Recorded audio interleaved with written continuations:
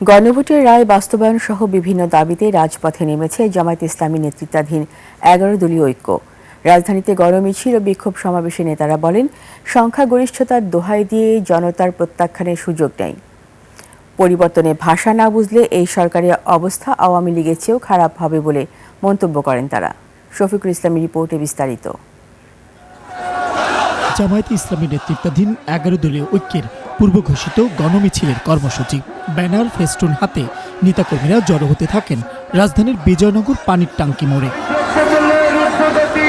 ৪টি ট্রাকের উপর অস্থায়ী মঞ্চ থেকে ১১ দলের নেতারা গণভোটের রায় বাস্তবায়ন, জ্বালানি সংকট নিরসন, দ্রব্যমূল্য নিয়ন্ত্রণ সহ জনদুর্ভোগ লাঘবের দাবিতে ছিলেন সোচ্চার। হাসিনার সরকার ছিল গণবিরোধী সরকার, আর বর্তমান সরকারও জনগণের বিরুদ্ধে অবস্থান নিয়েছে। 12ই ফেব্রুয়ারি বাংলাদেশে যেটা প্রতিষ্ঠিত হয়েছে সেটা গণতন্ত্রের বদলে বাংলাদেশে জিয়াতন্ত্র প্রতিষ্ঠা করা হয়েছে। জামায়াতে ইসলামের নায়েবে আমির এটিএম আজহারুল ইসলাম এ সময় বলেন, জুলাই সনদ ও সংস্কার বাস্তবায়নে ১১ দলীয় ঐক্য যে আন্দোলন গড়ে তুলেছে তা সরকারের জন্য ভালো কিছু বয়ে আনবে না।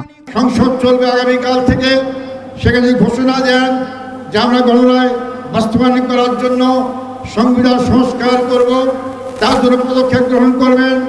আমরা সংসদে যারাই আছে আপনাকে সহযোগিতা করব, আর যদি না করেন আগামী দিনে আন্দোলনের জন্য মোকাবেলা প্রস্তুত হন। সমাবেশ শেষে বিজয়নগর থেকে গণমিছিল বের হয়ে নগরীর গুরুত্বপূর্ণ মোড় প্রদক্ষিণ করে। শফিকুল ইসলাম, ২১ টেলিভিশন, ঢাকা।